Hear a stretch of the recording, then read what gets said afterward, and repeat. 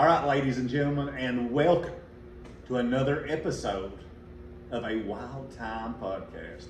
And I am here with one of my best buddies on the planet. You may know him as Mayhem. You may know him as Uncle Charlie. You may know him as just Jerry, the voice of the mountains himself, Jerry Scott. Used to be Mr. Mayhem. Yeah. That's been, as Stone Cold would say, a while ago. A while ago, but I'll tell you what, either way, he knows his stuff. So we did this, we had an episode where we did, what was it? It was a live. Facebook Live, yeah. We did our top 5 favorite, was it rock? Frontmen. It was it was Frontmen. I was thinking album. Anyway, that was one of our, we thought about that. Yeah. So tonight, we have been discussing, I've had several different guests, but I've been wanting to get him, I'm tongue-tied. Anyways, I wanted to get him on here to discuss, because we could talk about anything and have a good time. So when we discussed this topic tonight for a long time. Yeah, this was, we're just doing it now in front of everybody. Right. So this is, to us, is kind of like the old Ali versus Tyson. Very much. Oh, I get that now. Yeah. Why you said that, okay. So this is kind of like that, because there really is, both can be argued to be the better. Yeah. There ain't no wrong answer on this one. No. Nobody's going to say, oh, you're stupid. Yeah. Or nothing like that. Yeah, either one you pick, it's like, well, okay. I can see that. Yeah, I can't argue that. Yeah. So, as you can tell, it's not Freddy Krueger's boiler room. We're in the Bears Den. That's at my house. The house of horror. You can't see behind me, but there's all kinds of Texas Chainsaw memorabilia and stuff. But let's get right to the meat and potatoes of it. We are doing Fright Night, for real, versus The Lost Boys. Come with us, Michael. So, listen, one-liners. They're all in, I mean, we could have added a bonus round. Yeah. A sudden death, no pun intended. We could have decided that one, but this has been something that we have talked about. I mean, not just 80s, but 2 of the top vampire movies of all time. Yeah. 2, villains that were neck and neck with each other. See what he did? I'm getting good at that. So, we're going to start off. Jerry, why don't you tell us a little bit about The Lost Boys? Well, The Lost Boys, again, was the second movie chronologically, because Fright Night came out in 85, but The Lost Boys, 1987. Joel Schumacher directed that. It started out, a lot of people don't know this, it started out as kind of a twisted Peter Pan thing, and that's where the title comes from, The Lost Boys. But the more that they worked with the script, and then Joel Schumacher came in, of course, Richard Donner, who directed the Lethal Weapon movies, is the producer on that as well. He also did the Goonies. But it kind of morphed into, okay, we're going to move away from the Peter Pan thing, and we're going to make this a current thing. And I mean, there are people that say both of these movies are dated, but it's a good date to be dated. Yeah, I'll agree with that. Yeah. So yeah, with The Lost Boys, it's something that it played on the youth. I mean, you look at the tagline on the poster: party all day, sleep all night. Or I'm sorry, I said that wrong. Party all night, sleep all day. It's fun to be a vampire. I said stay up all night. Yeah. That was slaughter, up all night, sleep all day. Yeah. So the thing that I really enjoyed about The Lost Boys was the brothers. You know, it was good. You felt their relationship. I thought that was cool. There was very much a family element going on. Yes. You know, even with the vampires. Yeah. I mean, you kind of felt like Max, which that was his boys. Yeah. I mean, spoiler, that's the end of it. Yeah. Everybody's seen it by now. Yeah, this is, if you haven't, then just, go back. Go to Amazon Prime, or you might be able to find it on Netflix or anything. Yeah. But like Jerry said, man, top to bottom, when it comes to directors, producers, this movie had the big guns behind it. Yeah. Lost Boys did, man. It was, and the cast. Yeah. Good grief, the cast. Yeah. Every single person, even the ones you don't really remember, like the little kid, you know. Yeah. Eddie Munster. Yeah. You know, it played it perfect. There was no one in that movie that wasn't perfect in their role. I mean, Grandpa, he was sort of Herman Munster-ish. Yeah. I mean, I just, honestly, there is not a weak spot in either of these movies, if you ask me. And they're total opposites, really. Well, the same thing with Fright Night. Everybody in it was perfectly cast. Yeah. So, Lost Boys, and, you know, I'm going to tell you a little bit about Fright Night, directed by Tom Holland, who also did Child's Play. Mm-hmm. and he's got He wrote Psycho 2 as well. Psycho 2. I love Psycho 2 and 3. I thought they were good sequels. Yeah. The guy that I want to say the guy that played in Lawnmower Man played in part 3. He did. Jeff Fahey. Yes, he was Duke, I think was his name. Yeah. He was a drifter. Yeah. I think he was a musician. So, anyways, check that one out. And Psycho 4 wasn't bad. We can do an episode on that. Yeah, Let's focus on the topic. I'm sorry, guys. I've been hitting the head a lot. But anyways, Fright Night. You've got Chris Sarandon, who he may be the vampire man. He oozes charisma. Best vampire name ever, too. I believe he may have spoken to you one night. Yeah, a good buddy of mine. Great name, Jerry. Yeah. But Chris Sarandon knocks it out as Jerry Dandridge. He's got. How would you describe his partner in crime? Well, that's one of the things I really liked about Fright Night. It was kind of ambiguous. It's almost like, again, it's a little off topic, but if you watch Breaking Bad or Better Call Saul, the character of Gus Fring, things are implied, but they're not really. Nightmare on Elm Street 2 is another great example. Oh, yeah. Things are implied, as far as that goes. But it's not. Well, right before your eyes. Maybe with Elm Street 2 it is. But, Oh, yeah. But yeah, I took it more, and we'll get into that when we get into the story. He's Renfield. Mm-hmm. He's almost like the housekeeper. Jerry is Dracula, and Billy Cole is Renfield. And then you've got what's her name? Anyway, she played Amanda Burst. Amanda Burst. She played on Married with Children. Marcy. And she does such a wonderful job in this. Yeah. Then just the cast of you've got Still Evil in the show, Evil Ed, Stephen Jeffries. Man, it's just then you got Peter Vincent. You've got all these great guys that play. These characters.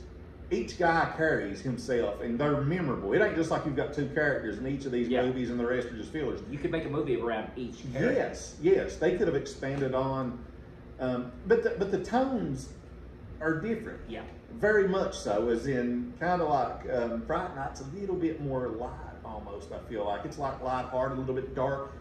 It ain't really lighthearted, but it's kind of a lighter feel than dark. I feel like Lost Boys is really dark. Yeah. Well, to me, the thing that always separated them is the eras. Lost Boys is very much a movie that is for that era, the MTV generation, when they played music, when it was a good channel. Oh, God. And it's very, you look at it, the fashion, everything, it's clearly, this is meant for 1987. And whereas Fright Night, if you really think about the story and you look at some of the stuff, it was just 2 years earlier. Yeah. So, it's still very much rooted with the 80s, but I always looked at Fright Night as kind of a love letter to a generation prior. Maybe it feels earlier. Yeah, 80s, late 70s kind of feel. Yeah, and the story, which we'll get into that, the whole watching the neighbor thing, that's Hitchcock. Mm-hmm. That's I think it's Rear Window, or I could be wrong. Hit me up in the comments. I am wrong sometimes. Rare. But yeah, it's, and the whole Peter Vincent being the horror movie host, the local late night guy and everything, they were appealing to a prior generation. Mm-hmm. Whereas I think Lost Chiller Boys, Chiller Theater, Elvira mm-hmm. even. But yeah, I think Fright Night, even though it was about a teenager who discovers that his neighbor is a vampire, if you really watch that movie, you get a sense that it's a love letter to a prior generation. I agree with you. You couldn't hit it no better on that. I agree with you. And Lost Boys has kind of got some 60s and 70s elements to it. There's Jim Morrison references. Mm-hmm. There's a style that's kind of rock stars. These boys kind of get the feel like they're kind of like a Rolling Stones feel. Which the way was they're nostalgic dressed. to teens at that time. Yes. Yeah. So it's kind of like if somebody today was dressing like the 90s or something. Yeah. It's kind of a throwback, little nod, not really a throwback, but a nod. They were cool. It was what was cool. We thought prior generations were cooler than today. So that's the way. That's why we're talking about 80s movies. Exactly. So, you basically got a grasp on the stories there. Soundtracks, Jerry. Now, this one's tough. This is tough. So, all right. Okay. We forgot to debate. Did you enjoy the story of Fright Night or the Lost Boys better? And again, every one of these is going to be you know, tomorrow I might give you a different answer. Yeah, I mean, I agree with you. It's these two movies, like you said, these far and away they're the best two vampire movies of the '80s. Yeah. But when you're going all time, They're up there. They're both top 5 I as well. think so too. So as far as story, I mean, I love the Lost Boys story of, you know, the two brothers, and then you bring in, you know, it's a new town, they're outsiders, and you got the Frog Brothers as well, and you've got the whole thing with Max, and you've got the divorced mom. Actually, wow, I didn't think about that. Both movies, divorced mom. Yeah, I would have never even put that together at this point also either, Yeah, so I mean, there's that, you know, again, Lost Boys, perfect story. But I just, for me, Fright Night just pulls a little more on your heartstrings, because if you take the character of Sam and the Lost Boys, he had the Frog Brothers behind him. You know, there were people that believed him, and that's a common thing in horror movies. Do I have someone who believes this crazy story that I'm telling? And Charlie had no one. Charlie had no one. Even Evil Ed was like, you're full of crap. Yeah, all of them. And so, that being said too, and just the fact that with the Lost Boys, I mean, you know, they pull a kind of a switcheroo on you. You think Kiefer Sutherland is the villain the whole movie, and it turns out no, Edward Herrmann is. The ending was really good there, man. Had you not watched the ending? I mean, imagine being on the theater at that point. Yeah, that's no internet. A shock. I mean, you're like, this nerd. I don't feel like nothing's changed.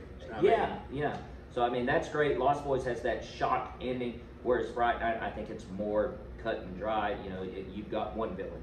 Well, two if you count Billy Cole, but you know, again, we'll get into great sidekick to Jerry though. I mean, he wasn't like, he did his job. He was a threat. Though. Yeah. And, you know, especially during the daytime.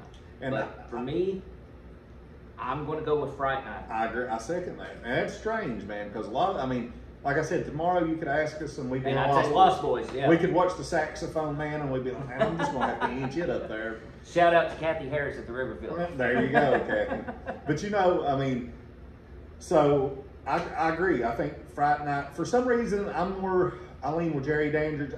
Do you feel like Max had a little bit of Jerry to him? I kind of feel like that. I don't know why. In the last scene. Yes. He had that suave kind of thing going on. I felt like both of them great dressers, by the way. Yeah, they have. I'm telling you, they have.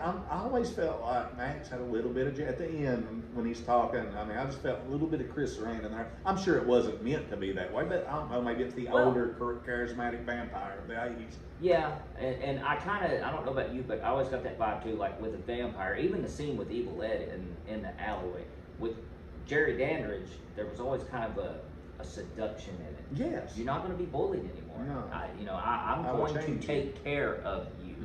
And I almost feel like if Charlie wasn't like screwing things up, you know, it would have been like that with him too. Well, he basically gave him an opportunity. He gave it, yeah, he did. You know, you do your thing and a little more forceful. But but I second that, man. So story, man. I would almost go back though with Max. We don't even realize he's the villain until the end. So, I mean, Kiefer Sutherland, on the other hand, he gave off that vibe of a little bit of a seduction with Michael, like, you know, join us, come with us. You know, he was being told to, but again, I mean, I know we're going to go into the villains, so. Yeah, so we both agree Fright Night, and, you know, I kind of wish we had somebody else here to say Lost Boys, because we both appreciate the Lost Boys. But Nick West. Yeah. Nick, shout out to Betsy Lane High School. Betsy Lane Middle School, elementary football coach, Nick West. You'll have to get on here with us sometime, too. We don't have the editing down. No, you know what? I like shooting from the hip. There you go. Yeah. So, soundtrack. Both of them are great. Cry Little Sister from the Lost Boys is so iconic. Epic theme, man. I mean, I can listen to so many bands. Did you know LA Guns covered that? Oh, yeah. I didn't know that till recently, and did a really good job. Marilyn Manson's done it. Court Feldman, of course. Yeah. So, I mean, they had some People Are Strange. I mean, not by the Doors. Was a cover, yeah, it wasn't by the Doors. There's a lot of Doors influence in that movie, I feel like. You had Jason Patrick looked a lot like Jim Morrison. I think he was based, the look at least, was definitely based off Jim Morrison. Yeah, and another fast fact, a side note, he was one of the few actors considered for Jim Morrison other than Val Kilmer. No, well, I mean, I can't think of anyone other than Val doing that, but He was on a very short. I recently found that out. He was on a very short list. I can see that. Yeah, easily. But again, the soundtrack, man. Still Believe. Tim Capella, saxophone man, maybe the most attractive. I'm 100% heterosexual, and this dude is make you think twice. So Tim Capella with the saxophone went on to play with Tina Turner, so many other ones. That's a great song. Dude from Foreigner. Well, Lou Gramm, Lost in the Shadows. That's a bad jam. And if not for Cry Little Sister, I think that would have been the theme that stands out. Yeah, and you've even got some songs that are heard very quickly, like Echo and the Bunnymen. Yeah. Beauty Has Her Way. Is that right when? It's a boardwalk scene. Yeah, is that right when Corey Haim is looking, and I think he goes on out. I don't know. I remember playing it. Yeah. Echo and the Bunnymen had a few good songs in the '80s. Well, in the end of two in the credits, Roger Daltrey doing "Don't Let the Sun Go Down." Sun Go Down. Awesome. Perfect soundtrack. There's not a bad song on it. It's really a diverse soundtrack too, man. You've got ballads, you've got rockers, Lost in the Shadows, and with Fright Night, it's more poppier. It is, yeah. It's fun. It's kind of like the Cars. If I had to pick a band that could have done those songs, like a goofy rock. Yeah. But they had some. I would have never heard of Sparks if not for that movie. And in my opinion, that's the best song in the movie. Yeah. But you only hear it very briefly, you know. I like the scene that plays Armies of the Night. Armies of the Night. Then goes into the club scene. You got He's a Good Man in Bad Time. Ian Hunter. Yeah, Ian Hunter from Mott the Hoople. Champagne King, or what's her Evelyn name? Champagne King, yeah. Give It Up. Give It Up. Oh, That was Sweet the Honey, jam. You Went. And really, a lot of that soundtrack is played in that scene. Yeah, from when he walks down the alley to get the. Dude, I've got something. You can't run from the beast inside of that was that autograph? Yeah, I think. But yeah, that's when all the crap goes down. It's like last call. It's time to leave the move club. out of the way. Yeah, man, I've got something here, dude, and I forgot to break it out. And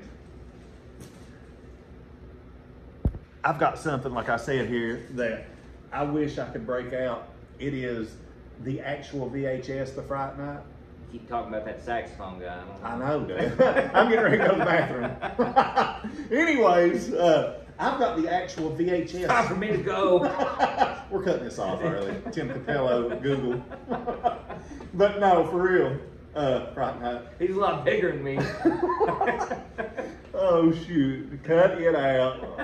Wait a minute. Cut it out. There you go. But I had to actually, my grandma owned the VHS of Fright Night when I was a very small kid, and I have it. She's passed away. You know, we got to go in her house when she passed away and get one item that we kept to our hearts. Right. And I wanted that. Could not find it. Now, this is wild, Mama. I know you had something to do with this. I went in and got a George Washington and like a teak. They were like these things of George Washington. Anyways, I loved them as a kid. Yeah. Well, couldn't find Fright Night. She had random movies she would buy from Charlotte's to keep down there. Somehow, some way, that VHS ended up at my mom and dad's in the attic when I was going through. Wow.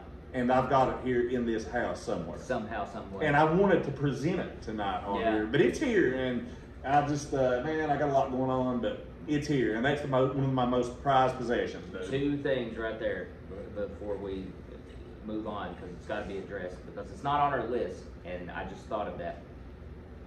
First of all, don't you miss going to a video store? I've been wanting to start one back. Yeah, video stores. Kids don't know what it's like. They had a certain smell. I don't smell, know if it was yes. Carpet. Yeah, and I'm not DVDs.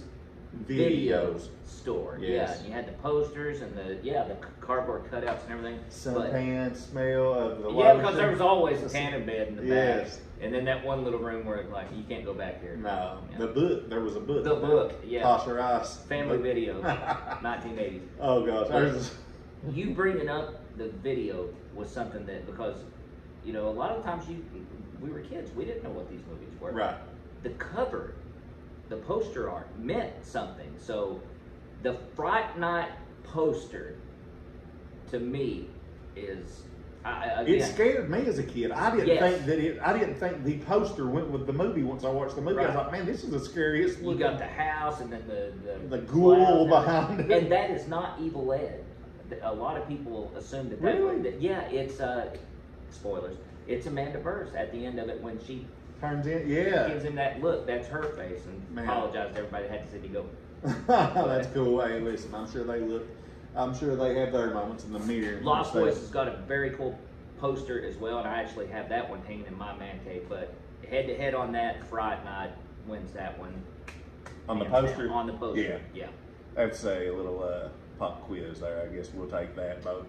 But all right. Soundtracks. I'm going to go Lost Boys by hair. Yeah, I love Armies of the Night. I love Give It Up, the club. I love the whole club thing. I mean, it's like I said, man, it's a tough one either way. But and I think the song Fright Night, Jay Giles Band, the theme that plays at the end of it. But I'm with you. On soundtrack, I got to give my nod to the Lost Boys. I like Cry Little Sister and Lost in the Shadows so much, man, that it's hard. Even though I do like Armies of the Night and He's a Good Man in a Bad Time, and I just feel like that just is my style. Every one of these is going to be close. Yeah, it's going to be like I agree with that one. Lost Boys. Lost Boys wins soundtrack, story, Fright Night. Right now, Villains, which so far we're tied. Yeah, so far 1 round apiece. Yeah. And I'm going to have to go get a charging cord in a moment, and you're going to have to talk Villains. And I'm going to let you do that, Jerry. You're going to talk. Would you rather tell the crowd, the audience, all those out there in YouTube land, would you rather tell them about the Fright Night villains, or would you rather tell them about the Lost Boys villains while I run and make a pit stop? I will go with Fright Night because there's less of them. I'll be right back. Fright Night, again, like we said with the Lost Boys, you've got a couple. It's a gang, so it's a little different than what you deal with in Fright Night. But Fright Night, Billy Cole, who, again, as I alluded to earlier, he's kind of the Renfield. If you look at Dracula, Dracula had his, I have to sleep in the day, watch me so nobody comes and does that stuff. So that's the role that he played in that. And again, it's a nod back to, early Universal horror. But Jerry Dandridge is, we find out later in the sequel, like 500-year-old vampire. And he moves into town, and they do this in the remake as well, but they leave out the Billy Cole character in the remake. But there's even a quote, Charlie, the hero, his mother says he has a live-in carpenter. So there's that, but he's constantly having like women come over, and we don't know. They don't really say are they women of the night, because he's a man of the night. But the character of Jerry Dandridge he's cool and perfectly cast. Chris Sarandon, which was nominated for an Oscar, by the way. A lot of people forget about that, for Dog Day Afternoon, where he played Al Pacino's lover, who was that. If you watch that movie, you know the whole reason why Al Pacino robs that bank. But Chris Sarandon perfectly cast in that, and like Adam said earlier, Tom Holland directed the movie, so he did a kind of a switch, and he used him as the lighting changed. You used him as the hero in Child's Play, but he's the guy that moves in from out of town. He's very mysterious. Nobody really knows anything about him. And the kid next door, who is a horror movie enthusiast, starts spying on him. And it all starts because he sees this very beautiful woman get out of a cab and go in there. And he ain't looking over there to watch a horror movie. He's thinking of something else. Yeah, and then he sees something he shouldn't see, and that's what starts the whole movie, because Jerry Dandridge knows that he sees that. That's a very iconic scene, and we were talking about soundtracks. That's something we left out. Brad Fiedel, that Come to Me. Yes, and I even think the instrumentals. I love both better. of them. Yeah, they're both good. But that thing, man.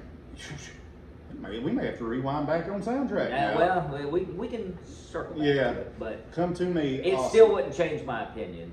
I'm still going with Lost Boys. But, okay, I agree. To sum it up, you've got this suave, cool, and we see that with the other characters because they don't believe that he's a vampire. It's outrageous to think that. And there's that great scene where Peter Vincent and Charlie and Amy and Evil Ed go to his house. He drinks the holy water. And he charms each and every person in that room. Until Peter Vincent sees the mirror and realizes something. And Jerry catches it immediately. But I think he's one of the perfect vampires because, again, he does what a vampire should. He charms you and gets your guard down to where you trust him. And then towards the end of the movie, we see it with Charlie in that scene in the bedroom, but you see that, yeah, this guy's also a monster. Yes. He could kill you like that. So. Man, the special effects on Jerry's pretty good too. Yeah, but we'll talk about that. Yeah, we'll get to that. So, Lost Boys villains.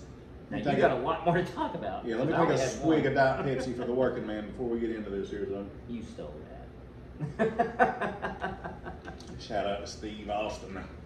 Give me a blank. Yeah. Yeah. The villains in Lost Boys, straight up. You've got the vampires, the boys, the Lost Boys. You got, the gang. Yeah, the gang on their motorcycles. You got Kiefer Sutherland, Billy Ward.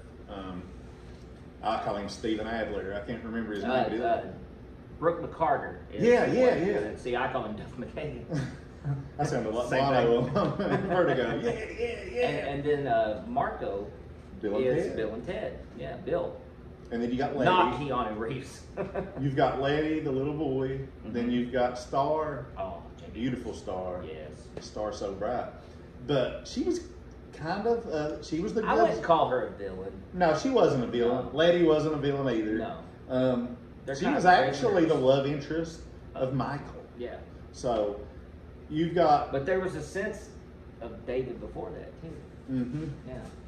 But I'll tell you what, when they come in at night on that boardwalk, and the cop pulls them, there's a scene at the front where opening scene. Yeah, I mean it plays Cry Little Sister, then it goes down to the boardwalk. A lot of stuff takes place on this boardwalk. Yeah. But the cop gets them, and this is when you find out basically David's their leader of that specific, like the 4 horsemen of them. They defer. Yeah. So he's like, let's go, boys, after they get them.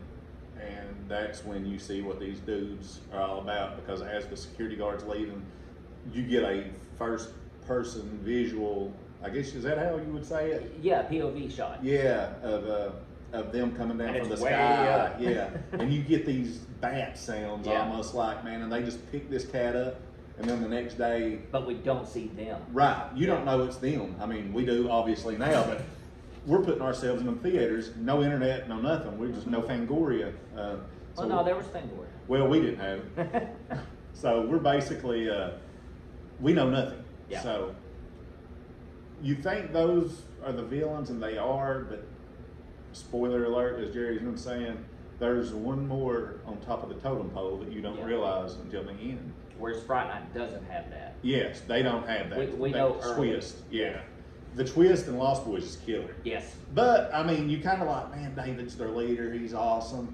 And then you see a even bigger swerve. It's a good swerve. It's a great swerve, yeah. And Max, the video store owner who's been after Michael and Sam's mother, reveals the ultimate reveal. He wanted them all to be the Brady Bunch, basically.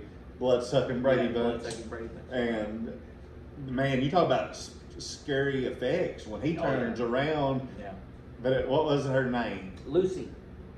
I haven't changed my mind about that. He said, that just freaked me out. I didn't invite you in this time, Max. Yeah. That was, I mean, there's so many good ones. That's a great fake out too, because they suspect him earlier in the movie, and he passes all the tests. Garlic. Yeah. And I love the shot where like the lights go out. Yeah. And the mirror comes on. Yeah. I'm gonna watch it tonight, maybe. Yeah, but yeah, you never invite a vampire into your house, and if you don't catch it at the time because you're not expecting it, but he specifically says to Michael as he's going out, "Are you going to invite me in?" Yeah, well, you're the man of the house. Yeah. I'm not coming in unless you invite me, and he knows. Well, okay, that's rendered him powerless. Whatever they throw at me, I'm good. And he also knows where Michael's going. Yes, because he was keeping. Yes, he was. He had it all in his back pocket. Yeah. So yeah, David and the guys would have probably killed Michael early on had it not been Max saying, "No, I want that." So would you consider Thorn a villain? Yeah, he's the Hound from Hell. Yeah, and Nanook is a hero. Yes, Nanook. Did you mention that? No, I have a dog named Nanook. Okay, and it looks just like the Lost dog. So it drop kicked Steven Adler, Duff McKagan. Yeah, that was a very good scene, by the way. Twisted Sister. Yes, any '80s rocker, this guy could have played. Well, remember they say that we got the one that looks like Twisted Sister. Yeah, when they're at the Nanook helped a little. Yeah, he did the drop kick. Yeah. So basically, that'll round out our villains for both of those, and Man, what the crazy thing about this, in my opinion, is that Jerry Dandridge as one person, and then you have, you know, his tag team partner, Yeah, who well, basically, I mean, So- stacks up against all these villains from Yeah. the Lost Boys. And even the ones in the Lost Boys too. That like it's like, does Billy Worth even have a line in that movie? Yeah, You know- you miss sucker. Yeah, okay, it's death line, but I mean, like you rarely see him. Hang on tight. He does Yeah, that one. yeah. But like, yeah, you know. But his charisma, all these guys were ate up with charisma. They Yes. didn't have to say nothing. Yeah, well, Dove, Steven, whatever you want to call it, that guy, you know, some great Mhm. lines. The scene on the bridge when they reveal to Michael, you know, kinda. You're The one of real us. reveal comes later. Mhm. But yeah, I mean, again, perfectly cast. We can't. Both these movies were perfectly cast. Yeah. You know what? I'm gonna do something here, dude. I'm gonna say a tie. Because Jerry Dandridge will go down as my favorite vampire, but when you have a group so spectacular, Yeah. it would be an injustice for me to not have them on the same level. Yeah. Because, like I said, either one of these can just be argued. So I'm going to say for villains, a tie. Jerry, him and Max, a lot alike. And then you had just the army of villains in Yeah, in the Lost armies Boys. of the night. That's it. What to do? I can totally see what you're saying, because I mean, I know we keep saying that, but it's the truth with these two movies.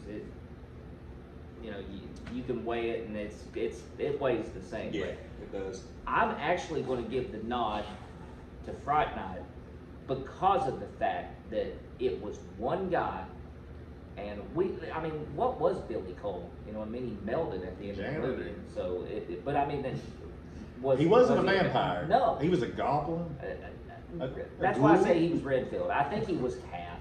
Yeah. You know what I mean? He didn't. That way he could stay alive during the day. But again, Lost Boys, love it. Max was great reveal. Kiefer Sutherland, all you people from the last decade, oh, you know, these vampires, they sparkle. No, they wear black trench coats and they have blonde hair And mullets and gloves, and they ride motorcycles and they rock. Yes. So again, Kiefer Sutherland, top 5, but I'm giving the nod to Jerry Dandridge. Me too, man. I mean, you know what? I'm going to say a tie, but like I said before the tie, Jerry Dandridge, Chris Random, and Colin Farrell did a wonderful job in the remake. Yeah, I mean, A modern day take. I know we aren't going to spend a lot of time on that, but like I will say that, if that's another thing, the Lost Boys sequels sucked. Yeah. I didn't like either one of them, but the Fright Night remake's right, done and you right. know this because that was when the whole remake craze was going on. Remember the Nightmare on Elm Street remake? Yeah. As soon as the credits started, Yeah, Robert you- Englund, he'll we never be. we weren't with each other. No, but- you sit a few rows Right. ahead of me. Yeah, I know. I said something else. We're not going to repeat it on here, but yeah. And then I heard you laughing. But Yeah. you had all those remakes coming out, and when they said Friday Night, I was like, oh man. But, you know, How I do you said the remake same that thing. movie? But when they said Colin Farrell as Mhm. Jerry Dandridge, I said this to Lindsay. I said, if there's one person, but I also said this with Freddy Krueger, if there was one person to play him, this dude right here is Yeah. probably your best bet. Yeah, Jackie Earle Haley Is was an awesome not the actor. problem No. with that. The problem was one man is iconic. story. You think that was what it was? That was a big thing. I think if Jackie Earle Haley would have gotten a good story, because Colin Farrell did. Yeah. The thing they did great with the Fright Night remake was it was the same story, but you can't tell it exactly the same. Mhm. And the big example, of course, Peter Vincent. Roddy McDowell was the late night horror host. By the time they did the remake, we didn't have. He was a magician, And wasn't he? so you change him and make and David Tennant, Did great. the greatest Doctor Who ever. Yeah, that was Cast. And the cast was great. I mean, Amanda Poots, yeah, Imogene Poots. Imogene Poots, Yeah, she yeah. did. She did an awesome dude. and that again, it was the same but different because she was the hot girl, whereas Mhm. you know Marcy from Married with Children, she's pretty, Yeah, but you know she didn't have that. She was wholesome more than. yeah, the girl next door. Yeah. Whereas Imogene Poots was the supermodel. Yeah. and Anton Yelchin, great job as Charlie.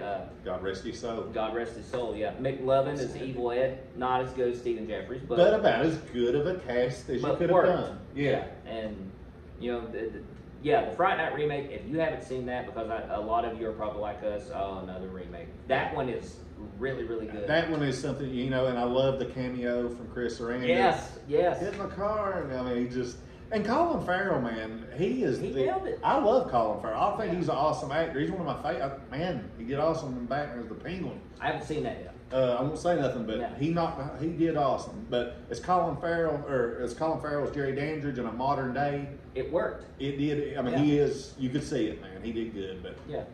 That's how you do a remake. yeah, Texas Chainsaw remake, really good also.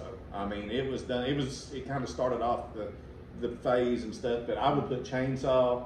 The Friday the 13th remake was good. I liked Friday the 13th remake. A lot of people didn't. I did. Yeah. Fright Night, then Friday the 13th. I would say. Yeah. Hitcher let me down a little bit, but that's another. That's a whole nother thing. We'll get on that maybe next week or week We after. can spend a whole hour on Rob Zombie's Halloween. So villains, you chose Fright I Night, choose Fright Night, and I went yes. Lost Boys by a. Now you said Hair. tie. You're right. I went soundtrack Lost Boys. Okay, so you keep this in your mind, smart man. So Heroes, and we'll move along quickly here. With Heroes, I'll go first, Jerry. You went Yes. first on villains. Yes. The great Peter Vincent. I mean, the guy is sympathetic. He's older in this one than he was in the remake. Taking advantage of. Yeah, you feel bad for him, man. They kind of his Well, confidence. he got fired early in the movie. Yeah. His confidence is shot, and these kids believe in him. I mean, they believe in him, and you can see him start to restore confidence as the movie goes on, and accidentally start helping these kids, and it kind of just Because works. when he does figure it out, he's terrible. Yeah, he went to This the is door. real. Yeah. But Peter, it's really basically, Brewster, Charlie, he was. You're so cool, Brewster. That was the main line, and they did not do good at that one in the remake. They could have utilized that one a little bit, and the club scene, but still they did all right. Yeah. With that said, Music wasn't as cool.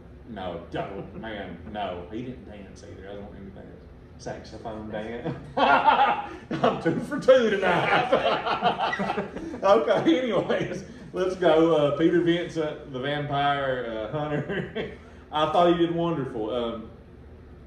Now, for Lost Boys, who would you say? But before you move on, I mean, so Peter is the unabashed hero because Charlie is our lead, and he's the one that's kind of, sets the ball in motion. Yeah, I guess you would say that. So as heroes, I see that as a team, especially in the second one. You look at the sequel, which, I mean, we won't really go into that. We'll use that for something else. But I see Fright Night as far as two heroes. It's Charlie and the great vampire killer. Yeah, I agree with you. I thought about that, and then I was kind of like, he really was. He was the one that went after it first. Mm-hmm. He's the one that tackled it all first. So he's the one that got the ball rolling, went for Peter Vincent. Yeah. He came and helped. So, yeah, you're right. Yeah, he brought him into it. Mm-hmm. So I'm going to let you give us the heroes and that Lost Boys, and you'll have a fun one with this because Again, I mean, it's kind of like the villains. There are more people to look at here because you've got Michael, who is Michael. I think is the lead in terms of the good guys in the movie. But the Coreys, you got Corey Haim, the younger brother, who actually knows about vampires. Very much kind of Charlie Brewster-ish. Yeah, very. Yeah. I can see that. Yeah, he reads the comic books and everything, and of course the Frog Brothers.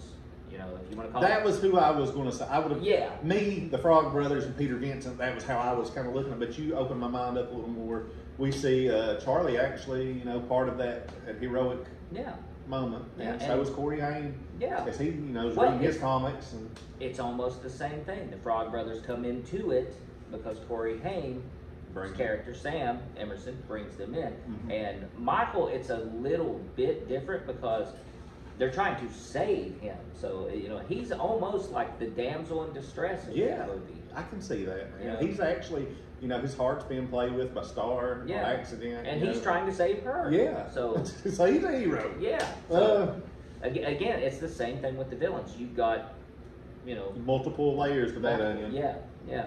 So what do you choose? And again, it's like this, but I know you guys are seeing the theme, and I want to stress this. I love The Lost Boys. Me too. Love it. Perfect movie. Absolutely love it.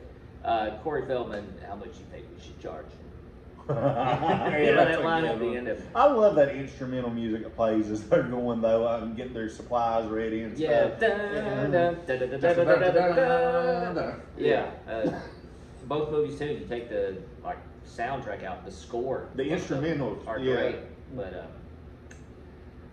I'm going with Fright Night again because I love Roddy McDowall. I mean, and William Ragsdale, who played Charlie. Do you remember Herman's Head? Yeah, is that him? That was him. You remember the He girl that was Herman. in that? She played in Maximum Overdrive and Legend of Billie Jean. And that's the voice of Lisa Simpson. Yardley Simpson. No. Yardley, I hope she made enough to get home. what is her name? No, that's Cousin Ed. Hey, that was all right though, man. She should have. I think Smith, maybe Yardley Smith, but yeah, she's the voice of Lisa Simpson as well. So she had a pretty good little career. Then. yeah, Maximum Overdrive. Curtis, are you dead? Curtis looking like Carson Acres. I know. At least it's like him. I bet there's spiders down there. I don't. Man, that's a great. Another great movie. Yeah. So you're going I'm going Fright Night. I'm going Lost Boys because of the Frog Brothers. I think they made it. I love their outfits. I thought they looked like teenage Rambos. I thought they tried to perceive themselves as that. Well, Corey Feldman said that Richard Donner, who directed or produced that, told him like kind of go for a Stallone. So his voice, everything, he's going for that, and it worked perfectly. Yeah, I mean, he did perfect. And that's what I remember most about them. And well, not remember most, but as a kid growing up, the Frog Brothers on their bikes, that was kind of. So I would lean a little bit. It's odd that we're seeing this. Like me and you said, we don't want to know nothing. Yeah. We've talked about it before, but we're going to get so deep into it. We want to see. So I'm actually going to go Corey or Edgar and whatchamacallit Frog. Yeah, Alan Frog. Jameson Newlander was that. Buddy, he aged. Yeah. I mean, a lot of those guys didn't, but he did. Well, you got to think those other guys made a little more money to take care of theirs. Hello, Botox. Yeah. Okay, so on our he did make enough money to get home. He made a little bit more, I believe. I don't know. I can lay down tonight and know that. Inside joke. Oh yeah, that's a great one. So right now we've got one specific category left for this great debate, and it's very important for a horror movie. Yes. So special effects, Jerry, I'm gonna let you go. I went first on heroes, I think. So we're gonna let you end this championship fight. Yes. Lost Boys very much has great special effects. The scene that stands out to me the most, I mean, obviously the finale, but the scene in the cave where Marco meets his end, the scene where they officially revealed to Michael, remember the walk this way? The people out there, and, that's horrifying. There's a brutal shot of just this ripping guy's a scalp. head. Yeah, that. And I mean, it just, again, perfect movie. The guy, Duff McKagan in the back. Yeah, that one bothered me as a kid. Yeah, that. And then you look at Fright Night, you've got, like you said, Peter Vincent's makeup effects. The scene where he... Oh gosh, what about when Ed turns into the wolf? That, yeah, very American Werewolf in London kind of a scene. And then you've got like when the pencil goes in and his kind of metamorphosis where he's getting madder, and then finally he just turned into a total different looking vampire. And the end of it when he finally, the bat. Yes, I like that. Yeah. He came out of that coffin. The scene with Marcy when she turns, and everything like that. And then the epic death of Jerry Dandridge. Yeah, I felt bad for Jerry. It's almost like he turned, he just wanted love at the end. Yeah. But I mean, this one is one of the hardest ones to me because I don't think The Lost Boys really was a special effects heavy movie. Yeah. But when they did do it, it went out extremely well. And some people might not know that, but the people that did Fright Night were a lot of the crew that did the first Ghostbusters movie. I didn't know that. So like the bat that was Jerry Dandridge, that was a prop from Ghostbusters that they didn't use. Did not know that. Guys, keep that in your head. That's a good piece of information right there. Yeah. So I mean, Richard Edlund is the guy's name. Legend. I don't know if he's still alive. He's probably not. But we did a good job. Both of these movies, great effects. I mean, it's not like, you look at like some of the Nightmare on Elm Street movies, like, Freddy's death was always, how long did it take to do that? But I always give movies from that era credit because we see it a lot now, CGI. I can't stand it. I can't either. I love practical effects that look good. With that said, the scene where Jerry is in the bedroom with Charlie and he reveals himself as a vampire. I look back on that and it does look dated. Rest of it, great. The Evil Ed, all the Evil Ed stuff, looks awesome. He did a good job, man. But head to head, that scene in The Lost Boys where they just take out all those partiers and stuff like that. That not only did it look good, but that was scary. Yeah, it was well done too, man. Yeah. I mean, just that feel, you can feel that wind and that sand. Yes. I mean, you can feel it by watching it. If you, I mean, it doesn't take a lot. The contacts they use, everything. I mean, it's like, I mean, it's just very brutal. I mean, it's almost, it affects you. I don't want to say that.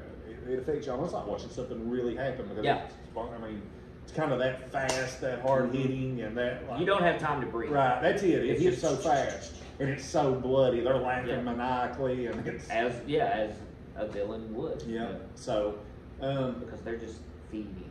Yeah, they have to do that. Yeah. I mean, and then when it's over, and they just walk back up, and they're on back, the hillside, and they're back to normal, but they got blood all over them. Yes. So do you got Lost Boys? Like all of these categories, tomorrow I might say Fright Night because again, the Jerry Dandridge death scene blows away the Kiefer Sutherland death scene. But oh gosh. Then you got the Max death scene too. With I don't know, man. I love the anxiety that you're feeling during that death scene where they're fighting in the air. Yeah. Well, I meant the actual effects. Yeah. Okay, gotcha. But I'm going to go with Lost Boys on that one. I am too. I agree with you. Lost Boys, like Margot hanging upside down, the water and the blood, it just feels nasty, dude. Yeah, when that started spilling out, you're like, I got to take And that I mean, like you said, the feeding scene where that's iconic. It don't get taught. It's actually underrated. To be honest, you don't see a lot of it. You should see it more on horror countdowns and this and that. But like you said, man, it's one of those. I know we have to watch our language on here, but crap just got real. Scenes in a movie. Wake up call. But I feel you know, Fright Night, like you said, the Evil Ed stuff was kind of a little bit gross, I guess. The way he turned into the wolf and was all slimy and and Billy Cole too. His melting scene. But you watch that, and that's why I'm giving it to the Lost Boys. When I watch that now, it's kind of goofy. I can tell it's an effect. Yeah. And I think you said goofy. I think that was the tone that we were meant going to be. for. Yeah. So whereas Lost Boys, it was like, no, this was kind of real. Yeah, we're doing this. So I agree with you on that, man. I think special effects was better for the Lost Boys. No, it wasn't bad for Fright Night. No. Yeah. So basically, we have really dissected this as good as I've ever seen it dissected, without working for Paramount or MGM or New Line or Warner Brothers and Columbia were the studios that released these movies. Okay, I went all the way around that actually. So throw me a bone. So I'm going to say, you know what, the head to head. Yeah, it's almost like the Survivor where you pick up, write down, hold it. Ollie and Tyson. I'm on Fright Night just because of Jerry Dandridge. That's it. That's the reason that I inch ahead of Lost Boys, is because he was my favorite vampire of all time, and it's almost like when I did the Astonishing Adam character in wrestling. A lot of that was based on Ravishing Rick Rude. A lot of that was I'm telling you, man. No. Can't you tell? No. Anyways, some of that was that was Time Bomb, a little bit of time. So Jerry Dandridge was also a little bit of that suave, I don't know. I gravitated like the saxophone player. Tim Capello, he must be thinking about it. You think his ears are burning off? A little bit. Smoke rolling. Why do I keep wanting to do that? But anyway, I'm going Fright Night by hair, and I've always said that. Love the Lost Boys. They're both 10s. Yeah. They're both 10s. Yeah. They're not 9.5. No, they're 10s. Even 10.10. Yeah. This is as close of a call as any horror movie that I've ever broke down. Yeah. These are the two right here, man. Even I'm more of a slasher guy, but these two vampires hold a special, vampire movies hold a special place in my heart. And a lot of my childhood memories, a lot of stuff I can remember when my brothers watching. Nostalgia. Yes. I can remember them like I said, my grandma's finding that Fright Night tape, being scared to put it in the VCR because of the box. Yeah. And not realizing, this looks like the scariest movie I've ever Yeah. seen by the box. Realizing it's one of the funnest movies that you'll ever watch. Well, that's horror in general. Yeah. I mean, it's fun to be scared. I mean, even movies like The Exorcist that people were like terrified from, they walk out of there and they're like, That's the best time I've ever had, man. yeah. So Jerry, one for Fright Night here. What do you got? I think if you were listening through this list and everything like that, and again, I agree with you, Lost Boys, perfect movie. Nothing about it I would change, but I'm going with Fright Night 2. Wow. It's So just- Jerry Danger lands a 1, 2, 3, 4. But the Lost Boys answered the bell, and Jerry wins a split decision. Yeah. Now it could go, they could have a rematch. Yeah. This could go back, like I said, next month we could do this again and be the Lost Boys. So I think eventually, and that's another thing Fright Night's got going for it, we did get a remake, and we got a damn good one too. Yeah. Eventually, they are going to remake the Lost Boys. I've heard Lost Girls. I've heard, I've not heard anything that excites me. No, me either. So there's how you rise up from the canvas. Yeah. If you're going to give us a remake, You gotta hit a do home it run. like Fright Night. Yeah. You gotta follow that blueprint. Yeah. I mean, you gotta get somebody for David that is like Colin Farrell was to Chris Sarandon. Yeah, it has to be cast right, Yeah. and the story's got to be right too. So Jerry, And you have to update it. You can't just do it exactly the way it was done back then. Well, like I said, Fright Night, the remake came out, had some popular, I think it had pumped up kicks in it. It had a little, Yeah, it was so yeah. modern. And it's hard to do that. There was one song in that club scene that wasn't bad. I can't remember the name of it now. The club scene in the remake was fast. You Yeah. didn't get time to process No. anything really, man. No, he just kind of He showed just- up and Rat snatched her and took her out of there. yeah, you're with me now, Leather. Yeah. So, I mean, it's, Chris Berman joke for sports fans. we had a good time tonight. I had a good time. Did you have a good time? I had a great time, yeah. Well, guys, And the we ma- had a clear winner. Fright Night. So basically what we want you to get from this is to go home on a Friday night when you get home from work, throw in a DiGiorno, get you a big Diet Pepsi, sit back, watch either Fright Night or Lost Boys. Stop by your local theater and get some of that great movie theater popcorn. Butter on it. Maybe a graveyard. Good grief. Fly me to the moon and back. But anyways, guys, check out Fright Night. Check out the Lost Boys. Listen to this dude in the morning at 10 a.m. on 103.1. That's getting ready to change. Monday, I go to noon. Wow. So, yeah. Well, I got time to sleep in then, catch you. Hey. Thank you guys. Me too. Thank you guys for tuning in to a Wild Time podcast. And we will see you probably in a week or two. He's going to be a regular. See y'all.